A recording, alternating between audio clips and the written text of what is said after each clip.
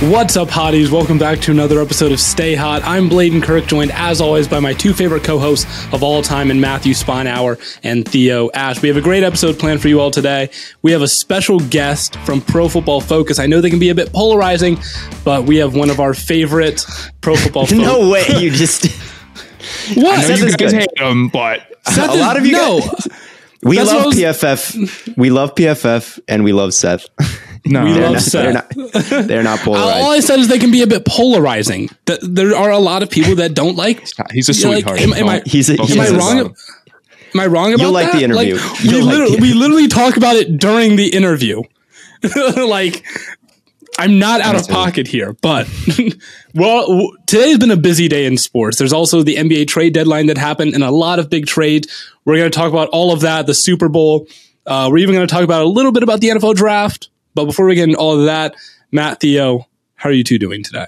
I'm doing really good. Theo showed me earlier a little piece of paper he had that kind of looked like Ohio. I've got it right here Theo? For those listening. Yeah, I mean, watching. That's pretty close. Looks just pretty like close. It's pretty close. So yeah, trade deadline. Hornets made a move that I like.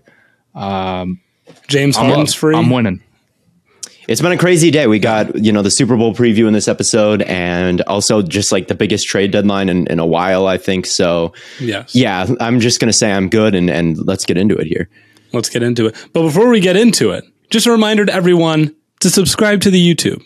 It's a good place there. I promise. I'm on my knees begging you to subscribe to the YouTube. It's no one's birthday, but please, it would mean a lot to us if you did subscribe to the YouTube. But let's just hop right in. Let's bring on Seth Galina from Pro Football Focus.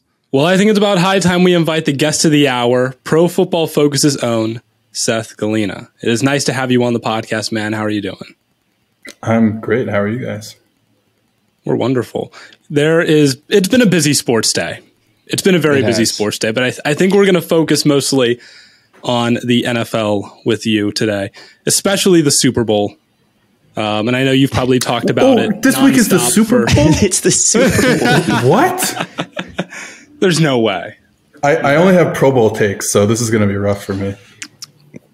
We had nothing to talk actually about only had Pro Bowl takes. I'd be last week was sad. our Pro Bowl take episode when we had like nothing to talk about because this was going to be our Super Bowl talk. So we just talked about how the skills challenges should be the NFL Combine, and that was our episode. Theo, you got great. a TikTok You guys are fight great over the Pro Bowl takes. I did get in a TikTok fight, my favorite kind of fight, for saying that a game to decide the number one overall pick between the two worst teams would actually not be fun at all. People disagree with you on that? I see the take every year. And someone needs to be like, hey, no one wants to see that. But anyway, that was last week. This week is Super Bowl week, and we've got Seth on to talk about the Bengals and the Rams. I want to point out, though, before we get into this, that I'm trying to be a TikTok star. Okay, like I have a TikTok account now. I have a few videos on there. I have like 200 followers. I'm trying to get. You guys are like a little bit younger than me, so I'm trying to get on your level now as I try to stay young. In my mid-30s, so yeah. It always excites me to hear like that the real analysts and professional analysts are getting on the app, because the reason we're here talking to you right now is because we just got on the app when no one legit was on there, and no one could tell us how dumb we were being. Yeah, and well, that's what my job is today. Is like every take, I'm just going to rate it 1 to 10. Yeah. Yes, and it was just kind of a race against the clock to get a platform before we could get ratioed by too late. Some TikTok equivalent to Bets joins the platform or something. That's the rite of passage on Twitter. Well, if you're rating takes, how about we start with Theo's Bengals take at the beginning of the season? Well, I'm an LSU fan. In fact, I'm actually wearing an LSU hoodie right now. This is not a hoodie, a crew neck. But so like I am a little biased. I didn't think they were going to be 2-15 bad because I'm not an idiot, but I didn't think they would be. I certainly didn't think they'd be in the Super Bowl. I think one of the things with the Burrow arm strength stuff is it was just not possible. Like regardless of arm strength, it was not possible for them to be once again like basically the worst team of all time throwing the ball down the field. And there was like Burrow's arm strength was a factor. The receivers just not making plays for them in contested catch situations was a factor. And like the scheme was a factor as well. And like it was just never going to happen again. And instead of them regressing like to the mean, they've regressed to the mean and then surpassed that by like 100 times with, them and their, Burrow and Chase's connection. But it's also like, he's throwing the ball to T. Higgins, who's, another year of development in his second year. And like, so like there was never going to be as bad as it was in 2020. We knew Burrow could handle everything up to 20 yards. And that was really the problem in 2020 was beyond 20 yards. And we're seeing, like I said, it's not even just a regression back to the mean. It is far surpassed that. And that's honestly, it's why they won the division and had a home playoff game at least. So you're saying next year I should predict them to be 2-15 again as they regress back to where they were before? Yeah. Beyond. Okay, sweet. I'll make the same mistake again. Say it. I think you should say it definitively right now. With your chest. The Bengals will be 2-15 in 2022. I am a year early on my Bengals 2-15 take. Theo, next if you say year, the Bengals will go 2-15, I'll say the Saints will go 0-17. Yeah. Whoa! We don't bring the Saints. Whoa! Let's not bring the Saints. Did you not see that? I said the Saints last year would go 0-16. And then Drew Brees bailed them out of cap hell. That one was in my eyes. I was right. In my eyes, I was right. Yeah. And then Drew Brees saved them. Yeah, I think like for your own mental health, hang on to that. Like I'm right. And then it was just some other factor that I had no control over.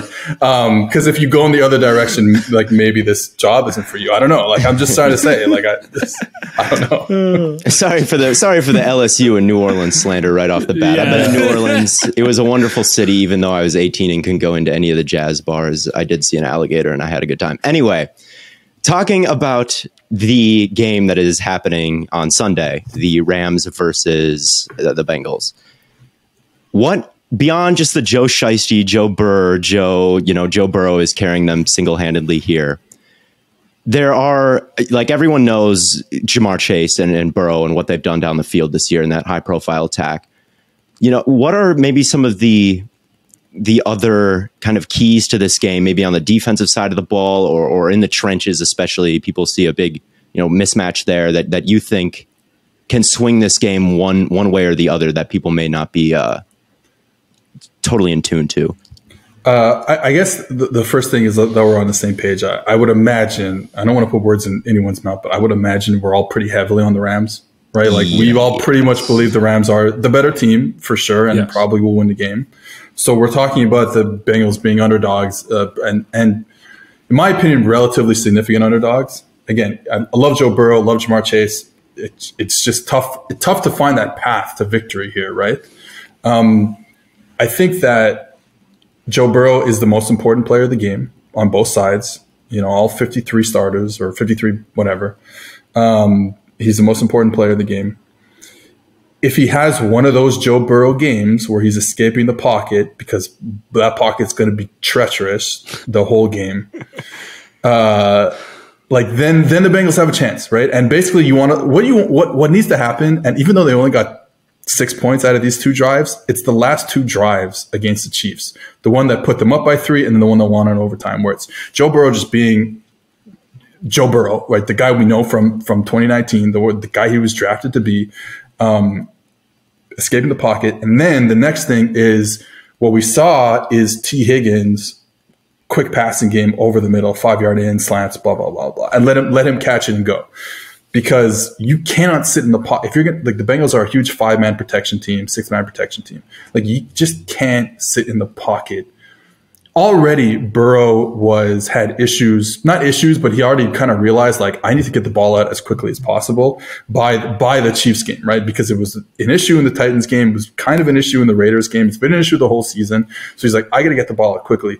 And I just can't sit in the pocket. This is the worst matchup, offensive line versus defensive line, that you can probably get in an NFL game in the 2021 season, I guess. So it's not good if he just tries to sit in the pocket, especially if he's not doing those crazy Joe Burrow escapability things, right?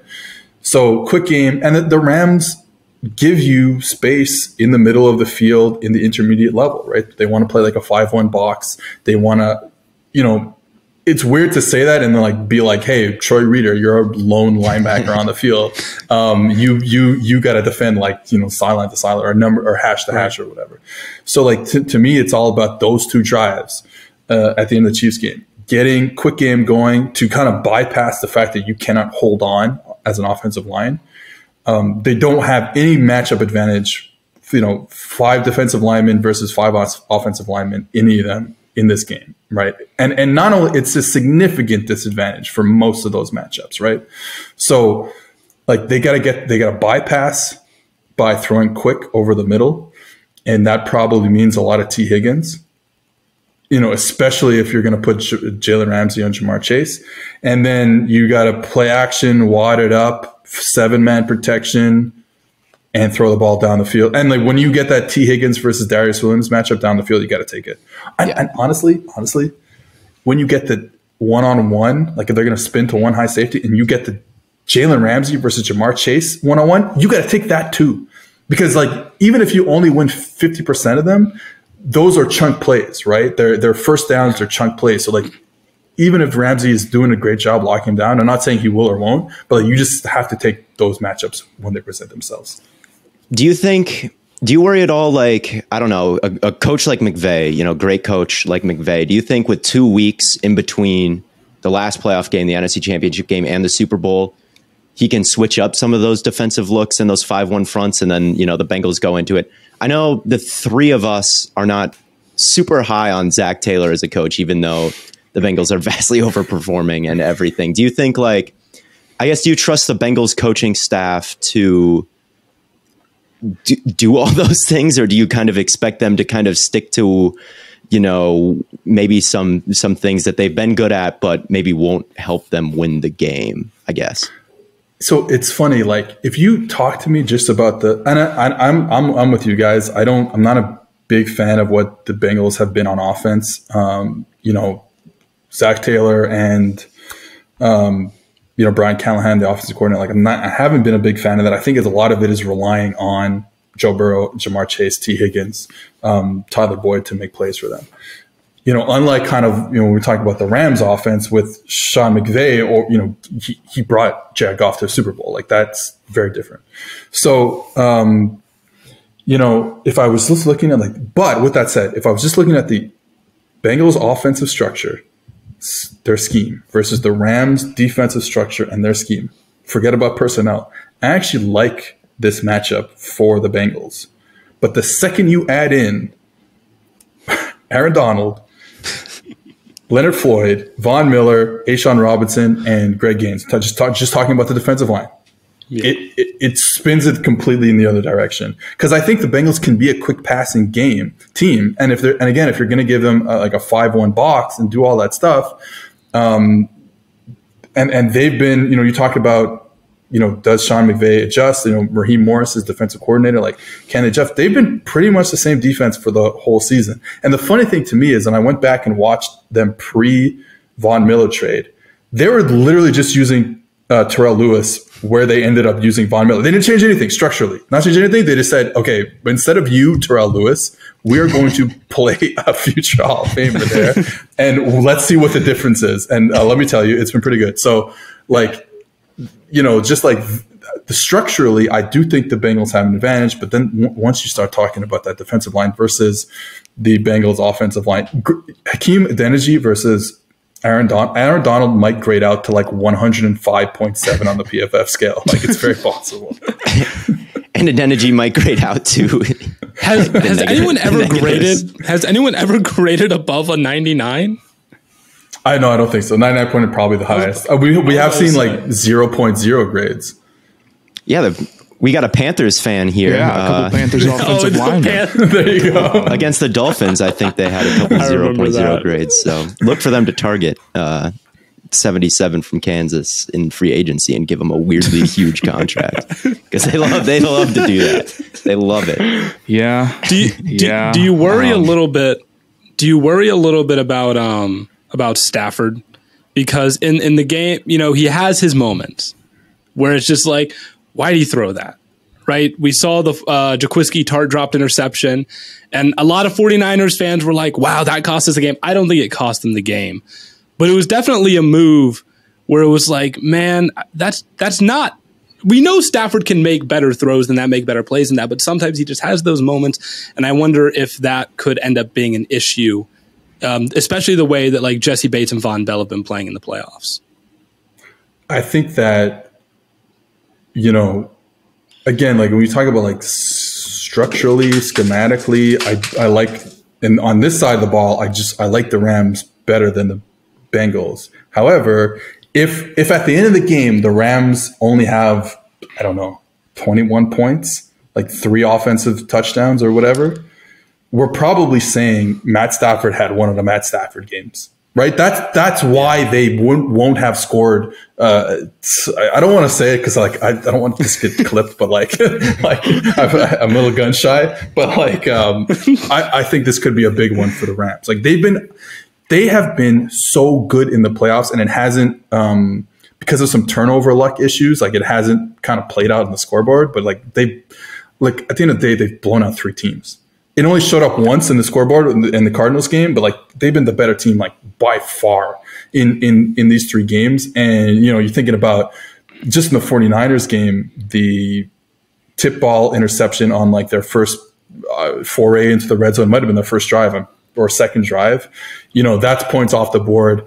Ben Skoranek missing that wide open play in the end zone, that's points off the board. Like it's just been unlucky. Obviously, remember the turnovers in the fumbles in the Bucs game when they're up 28-3, 27-3. Like so, like they've been the best team. So I think if they are not scoring a bunch of points, you probably have this Stafford game where he is, like you said, throwing a ball to Von Bell or throwing a ball to Jesse Bates. Stafford, I think, has had, I don't know what he's graded out as PFF's like, as throughout these playoffs, what his PFF is graded. But I think he's had one of the more underrated playoff runs of any quarterback, just because he almost, when the Rams offense almost choked the Bucs game, that kind of looks like Stafford almost choked the Bucs game, but he had really nothing to do with it. Yeah. And, he was really good against the Cardinals and in the NFC Championship game as well. So it's been 3 really solid playoff games for him, I think. I don't know what he's graded out as, even with the Tartan dropped interception. But yeah, I don't know. That he's been really good. He's been better than Jared Goff has been. Not a very high bar there. Considering the bad takes I've already heard on here, I wasn't sure if you were where you're going to go with that. Like I thought maybe you're like, oh well, he's not Jared Goff. Like come on, he's doing good, but he's not Jared Goff. No, we have had some bad takes, but not that one. We've avoided that one. Yeah, I know. Although, Blaiden, you just made a video on Jared, like a long video on the Lions. It was Jared not Goff. that long. It was like 7 minutes. But you made a video on Jared Goff and you're like, he's all right. Yeah, I don't know why. All I said was that Jared Goff has been the most consistent quarterback since he came into the league. He has not changed since he left Cal. He's just been the same guy because when McVay got there, they just mitigated him the whole time instead of actually like improving him. So when shit hit the fan, there was nothing he could do. I also don't think he's as bad as he looked this season because that roster is just decimated. Like no receiving talent, obviously young offensive line-ish. So like, I don't think it's like he's not 2-15 or whatever he ends up 2-14-1 or whatever. But like, but yeah, he's consistently bad, right? Like that's the word. You're not saying no, that. I don't think he's good. He's just like never he just never really got better. Like he's the same guy he was his rookie year. That awful rookie, like he's the same guy. He's safely a top 32 quarterback. He started to turn it on a little bit with the Lions at the end of the year. Matt, better or worse than Cam Newton? Stop. Cam better, I'm afraid. But there's not a quarterback you could ask me about that I'm not saying Cam. So, all right. Panthers fans have such an odd view of, I think, football in general now. After 10 years, I've been watching Sam Darnold this season. So, Kyle Allen, and they've had some horrible quarterbacks the last few years. It's been. Not since that TJ Watt hit on Cam Newton like in 2018 or something have the Panthers had a real quarterback. I would also like, as a Saints fan, like I'm anti Carolina Panthers, but like I'm anti Saints. Here we go, buddy. But wow. My thing with Cam was always just like, I was so biased because the Saints had such bad defenses through most of Cam Newton's career that I would watch him play against the Saints and be like, this is the best quarterback I've ever seen. Like, there's no quarterback that's ever been better than Cam Newton. And now I've kind of taken a step back and be like, hey, maybe it wasn't that good.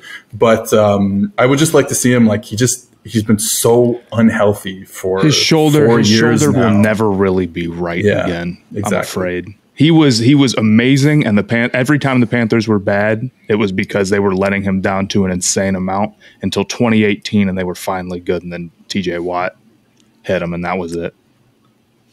Speaking of the Panthers, and maybe going towards a little bit of draft content here, Seth, you just had a mock draft that was very well received on. I'm gonna accidentally mute my mic now so that I don't have to explain myself. Look, it's okay. It's okay. I just made a mock draft that has I'm pushing for Kyle Hamilton to go number 1. So no, like it's that at this point in February, like, you know, and anything goes, I think, for mock drafts, especially in this year's class. But I think looking at kind of the top of the draft, it's not really let's talk about quarterbacks all the time, because none of them are really, in my opinion, worth top 10 picks. But I think this year, instead of like quarterbacks, it's kind of the tackle class that people are kind of debating.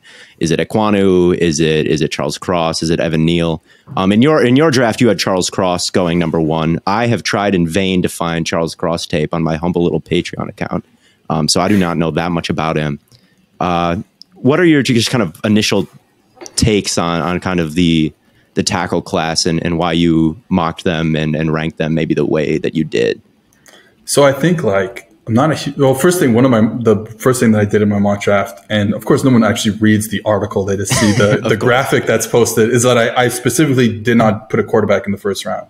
Now, partly is because, like you said, the quarterback class is kind of weird, and partly I just thought it was a fun exercise because it's a fucking mock draft. Like, who gives a shit? But anyways, so just getting that out of the way, I think that the fun thing about this tackle class and even the edge class, when we're talking about who's going to go first overall, is you can like whoever you want. I personally like Charles Cross. I thought his tape in 2021 is magnificent. Smooth mover, heady player, understands, they're really good that side of the offensive line at Mississippi State, passing off stunts, him in the guard, doing a job there. His anchor is really good. He absorbs bull rushes. And everything that was the problem in 2020, it was just not a problem in 2021. And I do think a lot of the issues were, he's a 5-star kid, right? Like, so he has the pedigree there. He goes to a triple option team. That's what Mississippi State was when he signs there under Joe Moorhead. They're passing the ball like 44% of the time. That's obviously really low. And, when they are doing it, it's RPOs and all that stuff, screen passes, all that good stuff. And then you're bringing in a year later, Mike Leach. We're going to have a completely different offensive systems in a COVID offseason. It was bad in 2020. It was bad for the whole team in 2020. I think one of the changes they made, besides just like getting a full offseason, doing all that stuff, and they were better in 2021 as a whole offense, but I thought that I can't prove this in any way, but I think that they shortened the distance between the tackle and the guard. The split between the tackle and the guard was closed down a bit because the air raid has always been about these wide splits, get everyone on islands, and then we'll throw the ball quickly. They shortened the split down, and it really helped Cross from being on that island that he wasn't ready for in 2020. And then you see the difference, and he's the best. Like I said, I think he's the best one. With that said, I do not care who is the best out of the 3. I care that there is a tier 1 here. Because like you cannot go into the draft and be overconfident about any individual player. It's not going to turn out well for you. You have to be like, hey, this is my tier 1, and let's say I'm a team picking 5th or something. Whoever falls to me, or picking, I'll give you a better example. If you're picking like 10th, and you're assuming 2 are off the board by then, you are so happy that you didn't have to move, you didn't have to do anything. A really good tier 1 tackle just fell to you at number 10 or whatever, or 12 or 15, whatever ends up happening.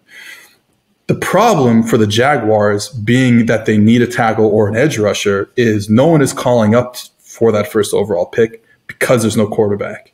Because no one feels the need to trade up to get number one. I'm assuming the Panthers aren't trading up for Kenny Pickett at number one. I'm hoping.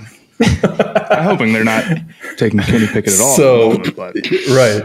So that's the issue with the Jaguars, and that's the fun thing about this draft. Is they're going to have to make a pick on someone that they feel very comfortable on, but we know that GMs, scouts, idiot draft analysts like myself, like we don't get this shit wrong. Sorry, we do get this shit wrong all the time, right? We get it wrong all the time. So just being overconfident in one. Like I said, I like Charles Cross.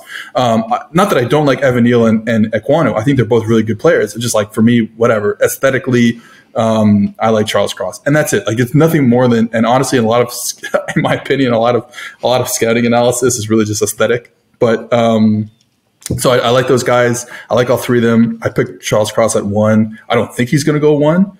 But it is funny though, because like Dane Brugler had Ekwonu number 1, and everyone thinks it's Neal. I think Neal's a good player. I think Theo, I've seen you say he's got balance issues. That's a big factor. Ekwonu is a little bit of a leaner.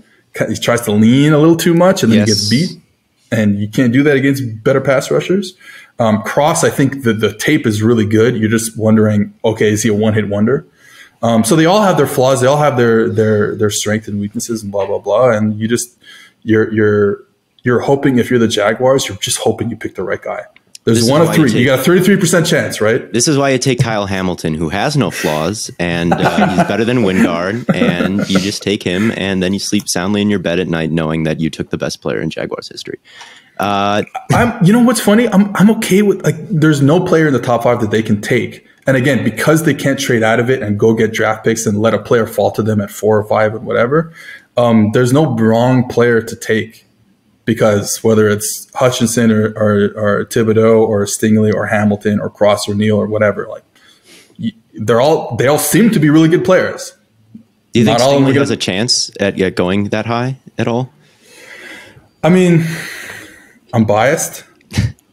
I think he's the best player in the draft. Okay, I think he's the best player in the draft. So there you go. I don't think he's not going with number 1. I know that. I think he's the best player in the draft. And that's saying a lot for him and Sauce Gardner, who is probably the second best cornerback prospect, who is also like an insane level talent. They're all so good. All of them are gonna hit, guys. Do you not understand this? Like every single one of these players is so good, and they will be stars in the NFL for the next 10 years. Yes, this is not like the 2013 class. Please do not look at the man behind the curtain. See, I'm really happy to hear you say that, because I see so many people being like, this draft class sucks. I'm like, no, it doesn't. It's really good. Kyle Hamilton's a freak. Please watch Kyle Hamilton. No, it's a legit like non-quarterback draft class. The issue is obviously positional value, blah, blah, blah. I work for PFF, blah, blah, blah. But like besides that, it's a very, very good draft class. It sucks when your team is going to take a quarterback no matter what. Yeah, you already know. I can see it in your eyes. You already know it. Yeah. Well, hopefully, Matt, what if they end with Ritter, Matt? If they end with Ritter, I'll lose my mind, but there's no shot. There's been no rumors. Yeah, the only rumor is the Pickett thing, because I think David Tepper went to Pitt or something like that. And Rule recruited Pickett to Temple, and then he cannot help himself with tough. Former college players. So we're getting Pickett no matter what. Hopefully they change their mind and take Matt Corral. That should be your hope. Blaiden's a Matt Corral fan. Me and Matt are both Ritter fans here. I like Ritter. We have to pick one. I like Matt Corral more. You know what? I tweeted yesterday that every quarterback in this draft is QB3, and like it's like a joke. It's like, I mean, like it's a hilarious joke, obviously, but like everyone laughed and laughed. It got so many likes. People were DMing me saying how great it was. Someone quote tweeted it and said, "This is why PFF analysts get no bitches," and I was like, well, I mean, not wrong, but like you could have said it out. You didn't have to say it out loud, but yeah, I think the fun thing, like yes, the quarterbacks are not like top 5 like bona fide guys. Some of them will pan out. Like that's just what happens, right? But I think it's fun. It's fun hearing everyone's different justification on a different quarterback, right? So I'm a Corral guy, and I'm a this guy, and I'm a whatever guy. Like, it's been fun. It has been fun. I'm getting frustrated with people who are like, well, I would just not take a quarterback. There's no good quarterbacks. I'm going to wait a year. That's not something that NFL front offices are going to be able to do. No, like 3 or 4 of them might go in the first round. Like, even though that they're not, like, I don't think anyone would really have, certainly not top 15 grades on any of them, but like 3 of them could go, you know. And I think people like Corral, people like Pickett a lot. And I think that the Ritter things, I don't know, I'm on Twitter. So like everyone loves Desmond Ritter on Twitter, but I have no clue if like the people in the buildings like Ritter at all. Yes. One more thing. I think one more question before we have to talk about the NBA trade deadline too today. But with I think all the coaching vacancies are filled now. A lot of the top candidates, whether that be Harbaugh or Flores or Leftwich, you know, for various reasons, didn't get hired. So it was kind of the weirdest coaching cycle that I can ever remember. But are there any that kind of stood out to you as being, you know, maybe the best fits, or if you really want to be controversial, the worst fits, or any that like stood out to you as being like, you know, especially interesting, I guess, one way or the other? I actually really like Doug Peterson in fitting. Specifically, it's not really about fitting with the Jaguars. It's literally fitting with Trevor Lawrence, right? Like, that's the only thing that should matter. Because he's Wentzy. Lawrence is Wentzy. Because Lawrence is Wentzy. This is the thing. But here's the difference. Wentz is such a bad pocket manager. That is Lawrence's elite trait, in my opinion, is his ability to move in the pocket and be super efficient with it. And I think that fit of like, hey, because like, you know, you take two sides. It's like you have either what it was, I guess, supposed to be with Byron Leftwich, and that kind of like somewhat heavier personnel. Things have changed obviously with Tom Brady there in Tampa Bay, but like somewhat heavier personnel, downhill play action, and then, you know, deep dropbacks type of thing, get the ball down the field. I think Lawrence would have been good in that because I do think he's a good quarterback. However, I think spacing it out more and letting him use that efficient pocket movement. You know, I'm not a huge fan of the Clemson offense, but like kind of like that, like, you know, 2x2, 3x1, tight end, one tight end, RPOs and all that stuff. I think it's a good fit. On the other side, I don't know, you know, much about Mike McDaniel going to Miami. It does seem that everyone off that tree just hits. So like, okay, let's see if it happens again. My thing is, and again, that offense seems to just prop up every quarterback. However, I actually think what they were doing in Miami last year with Tua, because I'm not like big on Tua, but I think the offense was perfect for him. So going from like that and all that RPO stuff they did and all like just Jalen Ramsey on that crossing route, like that fit Tua, like, because he's got his limitations. So like going from that to more of an under center play action, all that boot stuff. Again, it's worked for everyone else, so why not have it work for Tua? But I do think that some of the stuff that Shanahan and that crew don't really run actually work for Tua, and we actually saw it last year. Yeah. I do think. What is the sample size of like all the coaches who run? Like LaFleur hit obviously, Shanahan and McVay. Then there's Zach Taylor. But Zach Taylor doesn't like run that. He's not even. So it's like with McDaniel, what makes me, it's like it hits everywhere. But I mean, I guess Kevin O'Connell, Kevin, right? That's his name. Just got a job. I'm trying to think who are the other people from that tree besides the big three. I can tell you that like at the college level, like Liam Cohen went from, I think his name is Liam Cohen. He went from the Rams to Kentucky this year, and they were really good on offense. Right. They were really good. Okay. So that's one more of a very small sample size. Okay. Yes. The one thing I worry, I'm also not super, I know people on Twitter love McDaniel because he's funny and he's stoner nerd guy. But like, I don't know if I want stoner nerd guy like running my football team. He doesn't give off head ball coach vibes. He does not have. He's not a head ball coach. You know, we have a saying here that we know someone is right when they confirm our priors. I had literally just posted a video. saying that I wonder how Mike McDaniel is going to manage Tua. But then I sat and thought about it, and I was like, no, his job should be to manage that offensive line. But when I think manage the offensive line, my first thought is literally RPO. So I'm like, they were already doing that. So I don't know what in the world he's going to change. Well, and that's exactly it. And that's not part of what that tree does, right? Their RPOs, I don't want to get too technically, but the RPOs are their drift route, their strike route, like from under center. Right. Yeah. And they're trying to hit that same area of the field, but from under center on the play action where the quarterback's going to turn his head. Now it gets open a lot, but the quarterback's got to turn his head and then find that route. And then you have like literally like other routes on the backside that if he's not there, I can go to the backside. With RPOs, it's like I see it, I throw it.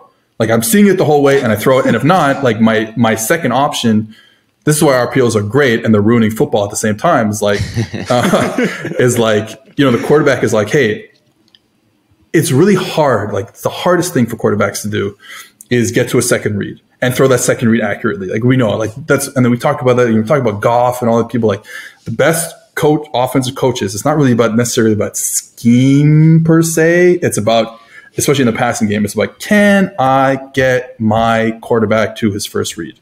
Because quarterbacks are really bad at two things. A, getting off their first read. And I say this as someone who coached a lot of like 18-year-old quarterbacks. So like they are especially bad at getting off their first read. And the second thing is being accurate when they do get off their first read. So the RPO is great because you have literally one read and the second read is literally put the ball in the running back's stomach. So like, and again, I don't know why I went all that way, all to say Tua is an RPO merchant. He is an RPO merchant. I'm stealing that word from you guys, by the way. Like I noticed like following you guys on Twitter a little bit, I noticed the word merchant going around. I love the word merchant. I like using it. I used it for Traylon Burks the other day. I like using it for like traits that are good. I'd call them like just being a big and strong and fast with good hands merchant. I love Traylon Burks. I love Traylon Burks, man. Because he's not the greatest route runner, so he's just like being big and strong and fast and catches everything. I haven't watched Burks yet, like specifically. He's like a running back who's playing receiver. That's what I've understood. He's actually the Debo type that everyone is like, oh, Jalen Waddle, he's going to be Debo. That doesn't make any sense to me. It doesn't make any sense because Jalen Waddle weighs like 180, 90 pounds or whatever it is. But Traylon Burks can actually be Debo. But if he doesn't get to be Debo at the next level, then I personally have some questions about him because that's all he did at Arkansas. Traylon Burks is a freak. He's threatening Cooper Kupp for being the best H-back in football. Oh, here we go. Let's talk about it.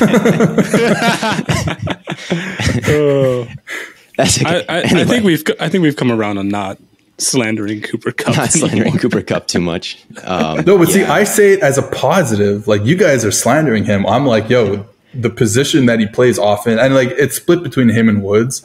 Like when Woods is healthy, but like he does stuff that you would normally. I say it all the time. He often, and again, split between Woods and Kupp, but like they do a lot of the same stuff that Juszczyk does in with the 49ers. Yes. So like, it's good. It's a positive. Let's spin it. Yes. Let's spin it forward. I talked to Nate Tice about Kupp because I was like, had some. I'm like, is it really that impressive if he's burning like linebackers and safeties all the time? And then Kupp and then Tice convinced me that it was, and now I'm pro Cooper Kupp. Thank you, Nate. Yes, but anyway, I think that's all we have for you, Seth. Thank you so much for joining us. I don't know if you want to plug where we can find you and how we can listen to you. You want my address? I can't do that. Yeah, like give me your physical address. I will stop by. 4656 Sherbrooke Street. You can find me at Twitter, PFF_Seth, and you can find me and Deontay Lee on the Too High podcast, wherever you get your podcast. Awesome. One more thing. Give us one hockey. Is it the hockey trade deadline?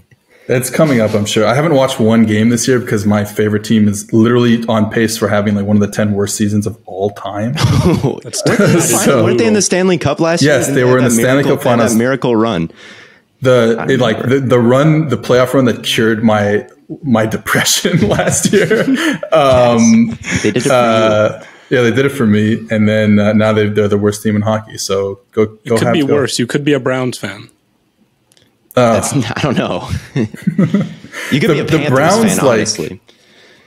Hey, being a Panthers fan is worse than being a Browns fan right now, in my opinion. I think that's very debatable. The Bengals are in the Super Bowl. We did talk about this, right? The Bengals after are in the Super Bowl, being very bad for a long time. Let's make this clear. There is an Ohio football team in the Super Bowl. Oh, and Odell Beckham is in the Super Bowl. I like that. And the Cleveland Browns are not in the Super Bowl.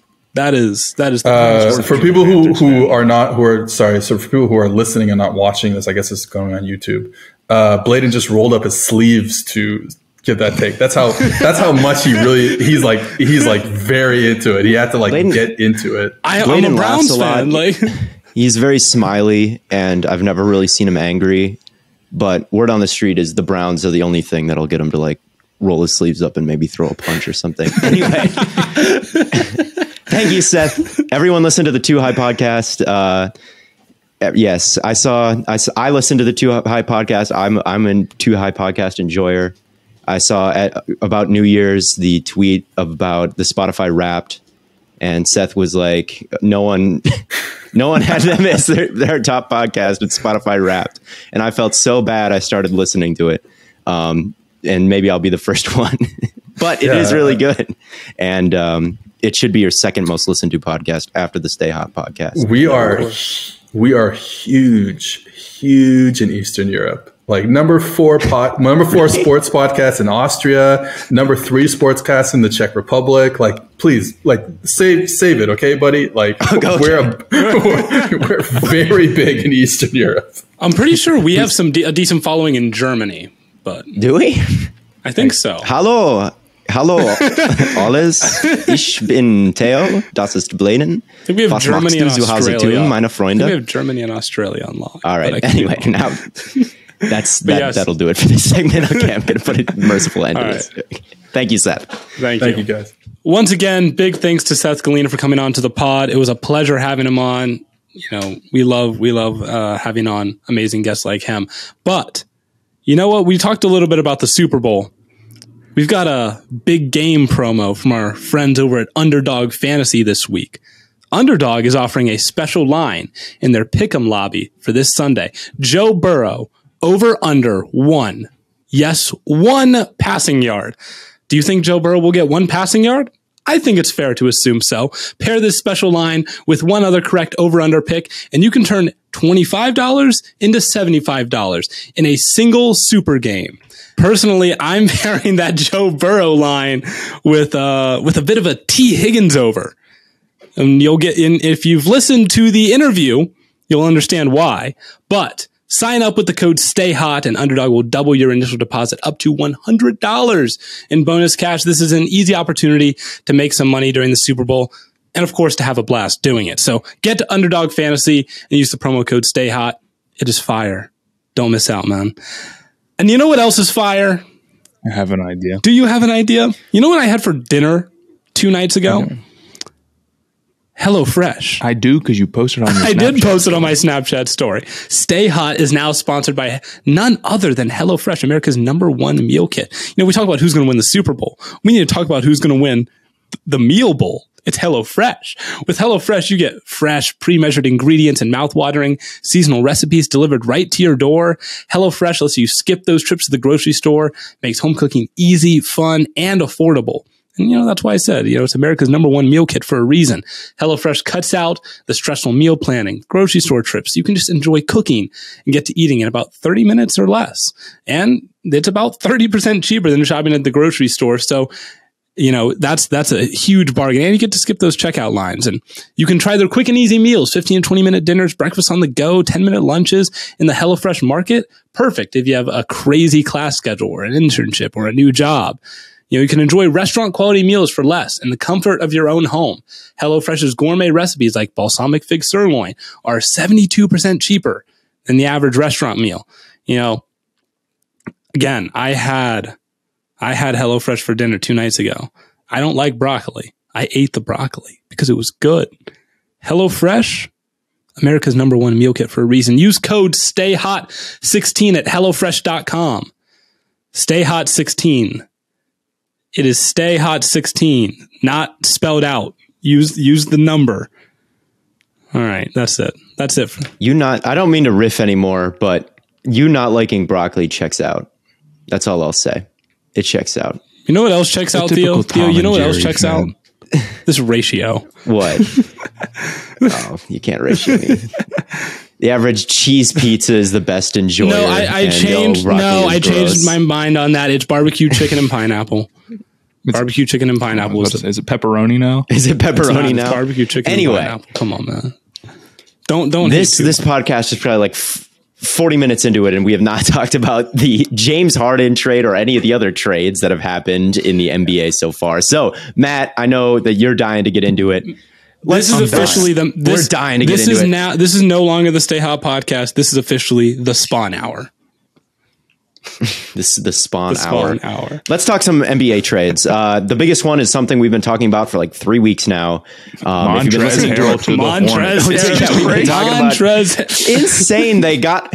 Insane they got him for what they did. Only Ish Smith and some other guy that I'd never heard of. Amazing for the Hornets. Anyway, let's actually talk about. We'll get into Montrez here in a minute. We can talk about the Harden trade. I think the big thing the Nets messed up with is they waited too long to do this, and the strength of this trade is that it gave them 2 firsts that they could have traded.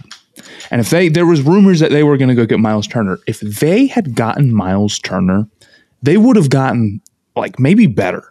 Just straight up. Right. A Miles Turner, Ben Simmons defense is ridiculous. And it's still, Turner can go sit in the corner and you can still play Simmons at the dunker spot. It would have really worked well. The spacing would have been fine. You wouldn't even need to have Simmons on a center, which would make him even more valuable on defense. They could have really figured it out. It's still good.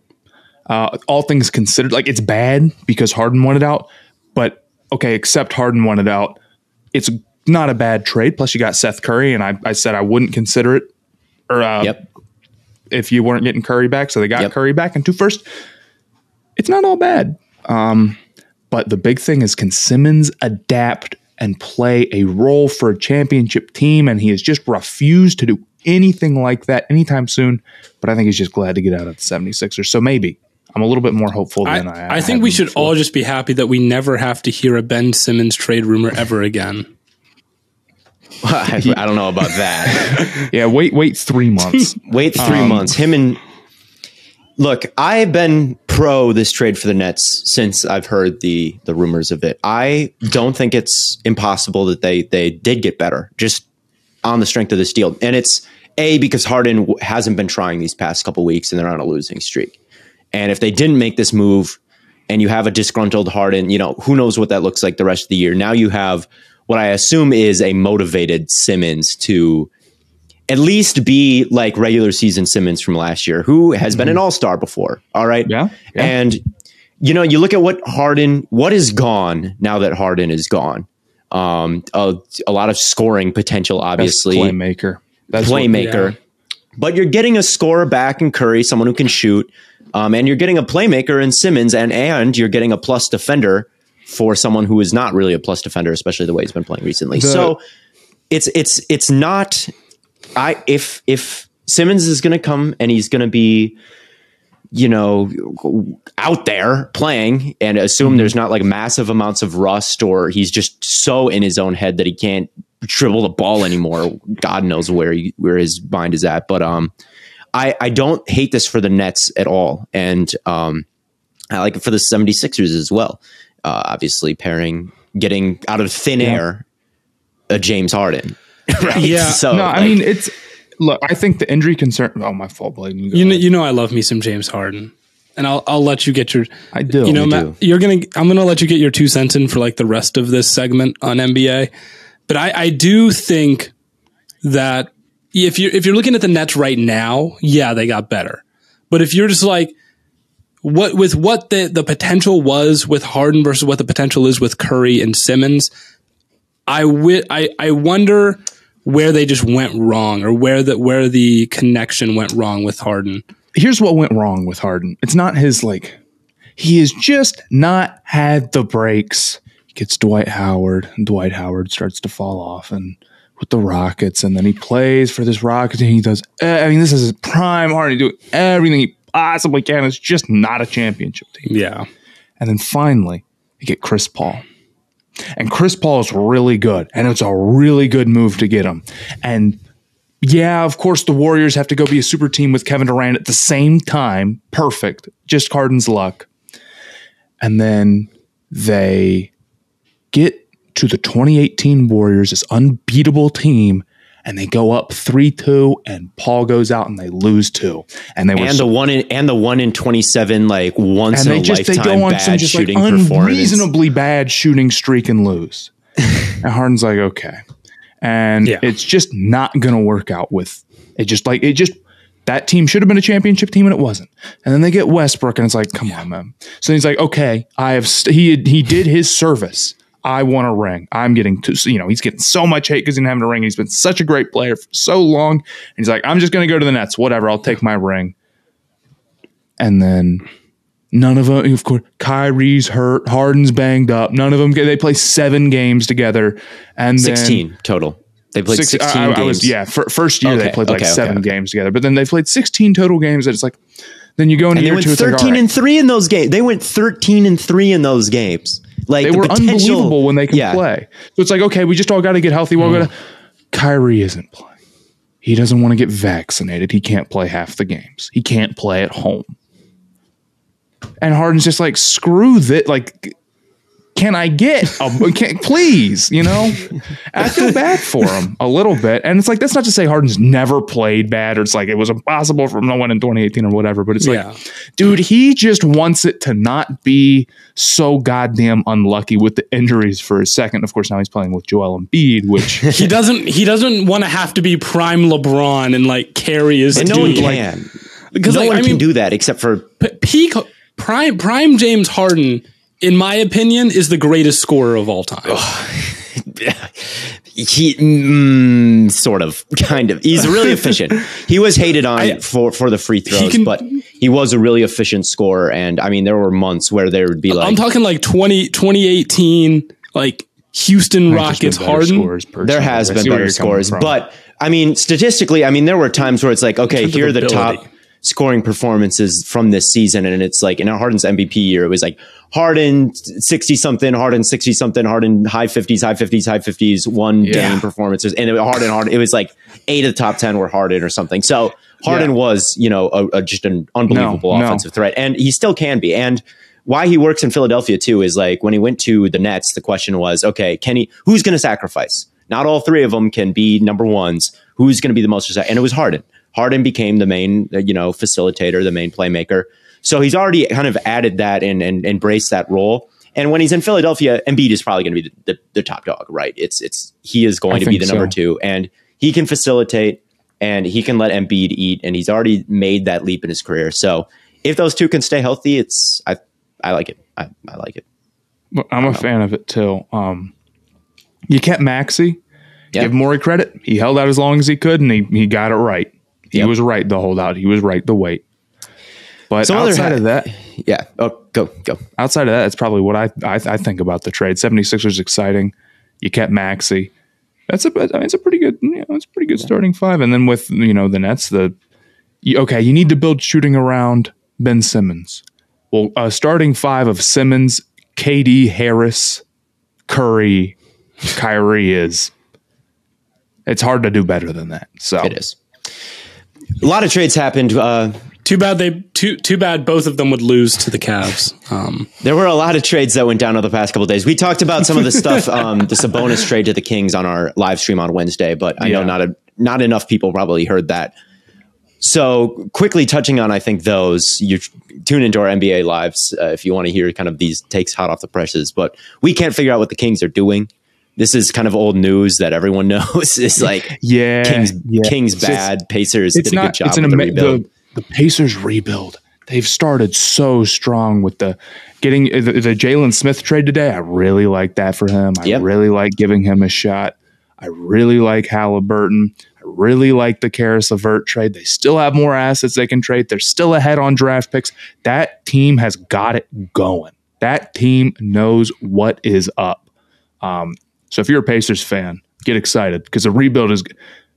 They've, it's another team. They've held out so long on trading one of their guys, and they finally got some perfect deal for it. As far as the Kings go, they traded for DiVincenzo today too. I don't know, dude. It's just the spacing on that team is rough, and I would have stuck with Halliburton and traded Fox and tried to get Sabonis still, but they won last night. Sadly, So- Fox is the centerpiece. He is. That's why they believe that, and that's why they didn't trade it. But doesn't mean we'll that see how this works the out correct long choice. term. Yeah, I think win now when you're 15 under. Well, now 14 under 500 is weird. Is they won last night? Is weird.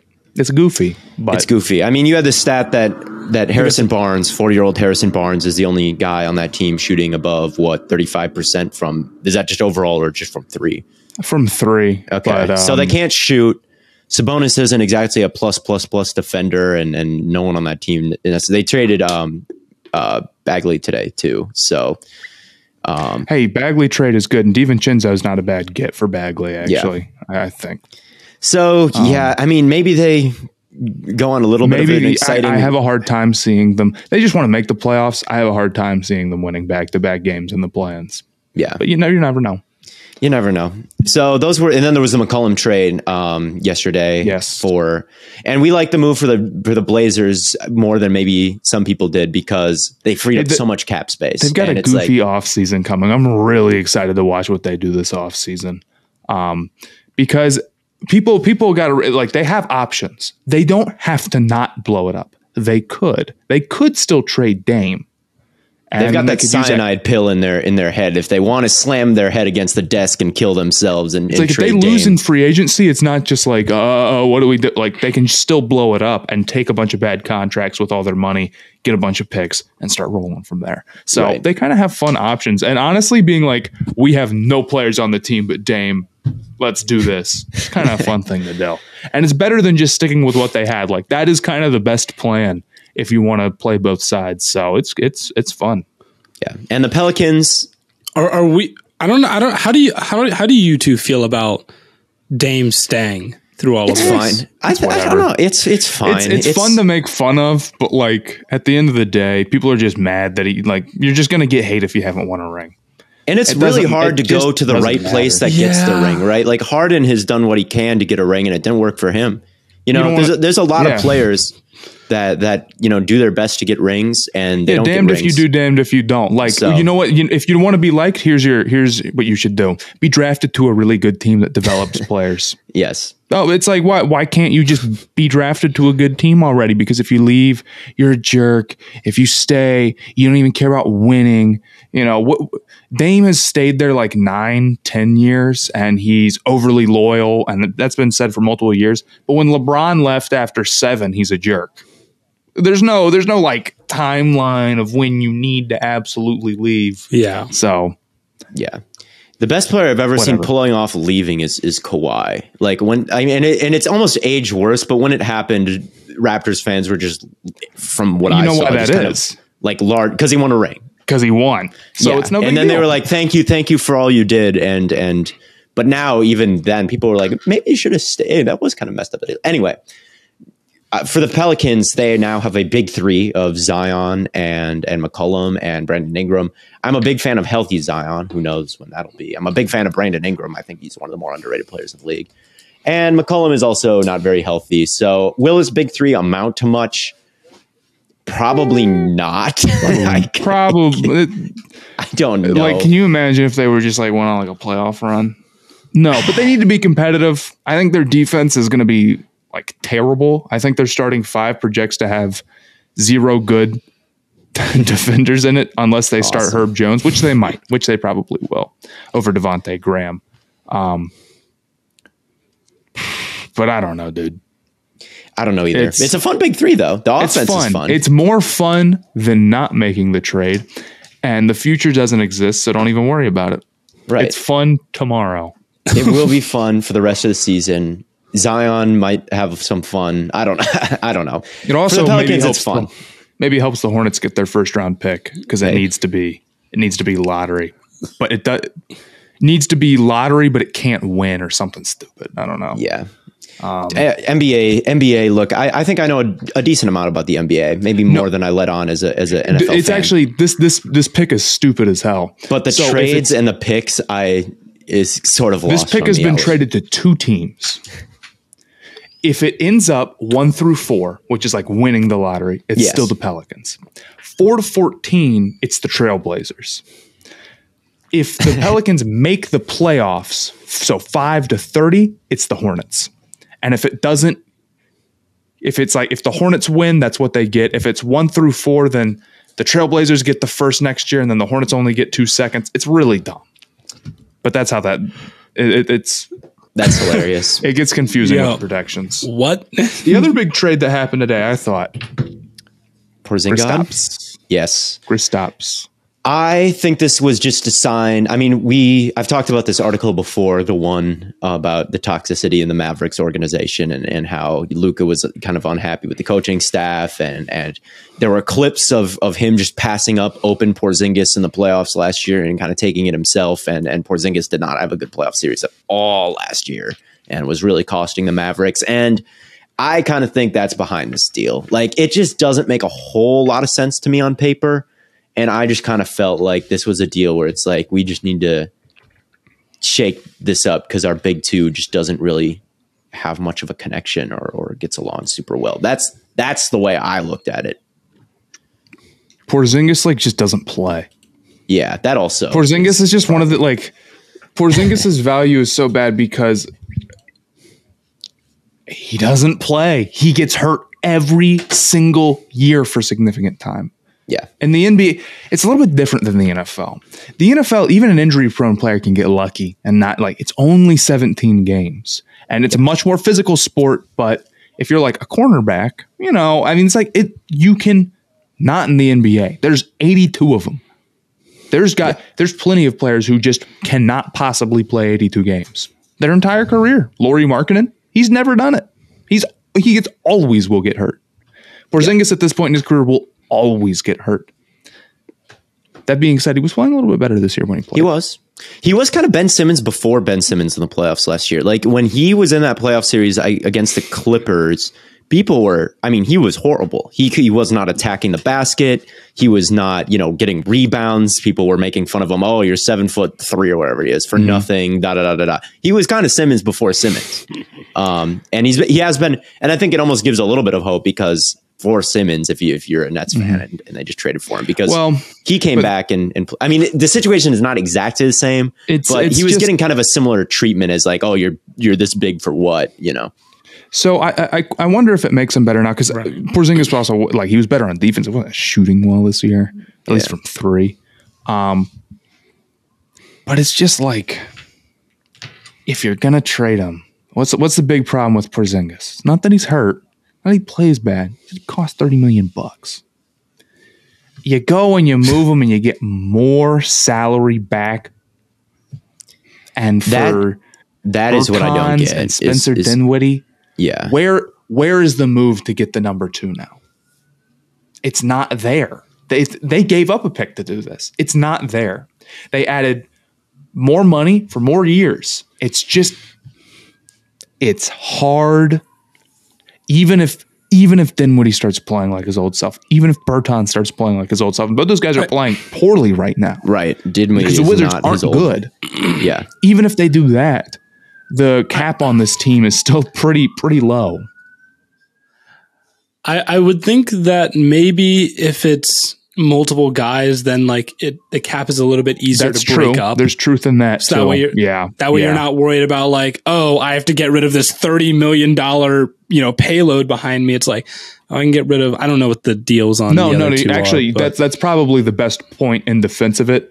But even Bertans' contract's probably hard to move because he's just playing. He's like a shooter who's just shooting terribly. Yeah, it's like a worse version of Duncan Robinson right now, where it's this big contract. It's this guy's not shooting; he's just bad. And then with Dinwiddie, he's only got 2 more years. But yeah, you're right. I would agree with that. And if that's their game plan is to open up money, okay, that's one thing. And go get Bradley Beal in free agency. That'd be. Bertans is playing 15 minutes a night this season. Hell yeah. He is averaging 5.7 points per game, 1.8 rebounds, and 0.5 assists. So he's basically 6-2 and 1 off the bench. And he is from 3. And he is a ridiculously expensive contract. So anytime I don't know. To me, again, it just seems like okay, Luka and Porzingis just didn't get along and they had to do something, and maybe no one wanted Porzingis, and the only person they could get is Dinwiddie. I don't know, yeah. But I guess if the strategy is this will be easier to break up, okay, but like, man, we're doing that in the middle of the season. You're the 5 seed. They have to think it makes them better. I don't know. The Mavs are weird. They're in a weird spot. Luka's so good, and it's just. I could see how this all comes together, but there's just not that second guy on the team that they need. Is Luka even playing this year? I swear to God, I've heard for the NBA's like next darling, that ended because Luka Doncic has been getting no hype on like Sports Center or anything. I haven't seen one highlight of him Luka, a lot all of the year, Luka, and he's averaging like 26 points a game. Well, he did miss some games. The problem is that Luka has now missed almost a chunk of games that makes it hard to get him like MVP. And if you're not in that talks, and all of a sudden it's like you're a type of player where 28, 8 and 8 is boring, don't care. You've already done that before. So if you're not beat, it's at a point it gets impossible to beat expectations, and you can't really give him an MVP because he's missed so many games. Maybe not. I mean, he's played 40 right now, and I don't know. So that's maybe 15 games. Yeah, it's not even that he hasn't just gotten MVP hype. He just hasn't. I just like have not seen him. Like if you told me he missed like the last 2 months, I'd be like, oh, he's on a boring team. He's on a boring team. The Mavs are so like, how good could the Mavs? I'm sorry, Mavs fans. How good can the Mavs be? You know, they're good, but are they win multiple playoff series good? Almost certainly not. One underrated trade I thought there was the Celtics getting Derek White. Yes, that's fun. I really liked that move for the Celtics. And I think having Marcus Smart and Derek White at the guard positions, I mean, the Celtics have really turned it around recently. I mean, I know that their ratings and their records since the turn of the new year. What were the details of that trade again? It was Derek White for... Oh, I know that Spurs fans Josh were mad Richardson and Romeo Langford and picks. What picks did they give up? I'm sorry. There's been so many. Their 2022 pick. That's a lot of goodies for the Spurs. Okay, that's not sad. I don't hate that. I get it. It's not the solve all the Celtics problems, major big time move, but they probably couldn't make one, and they're on a run right now. And Derek White's a very strong player, so yeah, I like that. I'm not opposed to it. I don't know if you had any. Yeah, I don't know. I'm not saying it's like a franchise altering or anywhere near like the quality of like the James Harden move, but no, it is. I don't know. I just think like once the playoffs roll around, like what do we need for? I mean, these last 5 games, also Derek White has been kind of balling. So, I mean, recency bias maybe plays a little bit into this, but I mean, that guy is a good facilitator, which is what they need. Really good 2-way player on defense. Good bringing the ball to the basket. They don't really need like a scoring threat because they have Tatum and they have Jaylen Brown. So they need someone more like facilitators and role players more than anything else. And like this big score. And I think that that was a good way to fill that role. I mean, we're talking about someone who, I think it was maybe anyone who plays for the Spurs is going to be pretty fundamentally sound, I feel like. So trading for Spurs players here, averaging almost six assists a game. I thought that was kind of one that flew under the radar. But with the way the Celtics are playing right now, they're going to want us to sustain that. And I think this move just makes it easier to sustain what they're on right now. And what they're on right now is a real good run. Won a couple in a row here. Seem to be turning the season around, and they've got the high end talent already. So they just need those kind of those Derek White type of players. So that was one that kind of piqued my interest as an under the radar, underrated trade. We've talked about this before. The Celtics' big problem are that their number 1 and number 2 guys are guys that don't move the ball well, and because they don't move the ball well, It can get the offense very stagnant because you have to. It's like, oh, well, we need someone who can go pass, but it doesn't really work like that because you can have someone over there who can pass, but if you have to have the ball in the hands of somebody who can't consistently, or not that they can't, but that doesn't, like Jaylen Brown's not averaging 3 assists a game. Jason Tatum's averaging like 4 maybe, which is very low for your top 2 offensive options. Then it makes the offense very stagnant. And I think that's what you've seen a lot with the Celtics. So if you want to go get someone, it's not even necessarily you need some point guard or whatever. You don't need, Chris Paul would be great. You don't need Chris Paul. You just want someone who helps move the ball throughout the offense. And Derek White does that. And he plays good defense. And the shooting is meh, but what are you going to do? So I think their spacing of their starting 5 is probably still a little iffy, but I don't hate the move. Romeo Langford, I don't think very highly of. And if someone's going to turn around, it'll be the Spurs. But yeah. No, and I just want to see him and Marcus Smart play defense in the playoffs. That's going to be annoying for teams to have to deal with. No, it's going to be really annoying for that. They've got their defense. If you just think about the starting 5 of their defense with Brown and Tatum and why can't I think of his name off the top of my head? Williams, Robert Williams. Yeah.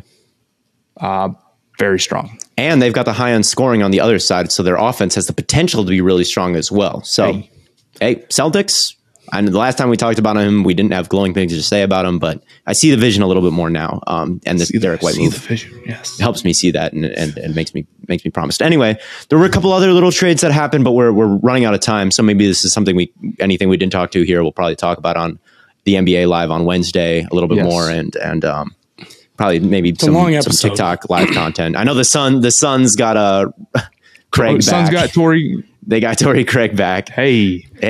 Hornets got Montrezl Harrell, and I was very scared when that trade happened that it was for like PJ Washington or like a first round pick, but it was just for Ish Smith. Frees up more time for book night. Montrez, he's going to go and play his hardest. It's another center. We need that with a LaMelo. So, we'll take that. We'll take that. Yeah. So, but yeah, we'll talk about the NBA and all the trades that happened a little bit more. Kind of running out of time here, though. So, yes. Yeah. I think that pretty much wraps things up for us. As we've discussed, but make sure you guys call in for the Stay Hot shout outs on Sunday during the Super Bowl. And then for the future, we'll have the NBA going on. So I know a lot of you are NBA fans. Make sure you're calling in when your team's playing. We'd love to hear from you, feature you on the back of this, on the end of these episodes. But like I mentioned earlier, that wraps things up for us. As always, tons and tons of content coming to on all platforms. We'll be back to recap the Super Bowl on Monday morning. Don't miss out on that. Don't miss out on, the great content coming to on all platforms here. If you didn't, make sure you go check out. If the Bengals win, I won't be back to recap the Super Bowl. I'll be if the Bengals win, Theo will probably be in like a bomb shelter. Okay, I'll go to the parade if they win. So I should also go to the parade if they win and just pretend I never said anything bad about them. I'm wearing. Are you coming down on Saturday? We're coming down Saturday. I will be leaving to come back here for the Super Bowl though, because where am I going to record the podcast? Bad guy. If they do win the Super Bowl, that city, you've just got to leave the house and go downtown with a camera and document it because it's going to be it'll blow up. Yeah, crazy. We'll be downtown when it's during it. It's my friend my friend was Zach there, who's a Bengals fan. It's gonna be really depressing if they lose. Which is my friend lives in Kansas. He goes to school in Kansas, and when the Chiefs won the Super Bowl, some of the videos he was sending me was like, why is that guy way up there? Why is everything getting climbed? I'll be ready. Anyway. Oh man. But as always, from Corn Boy, Bird Boy, and Lemon Boy. Oh, but someone came up to me. I was getting lunch just like on campus. And someone just came up to me and just like looked me in my eyes. And I was like, I didn't know what to say. And then he was like, lemon. And I just lost it. But yes, from Corn Boy, Bird Boy, and Lemon Boy, we'll catch you on the flippity flop.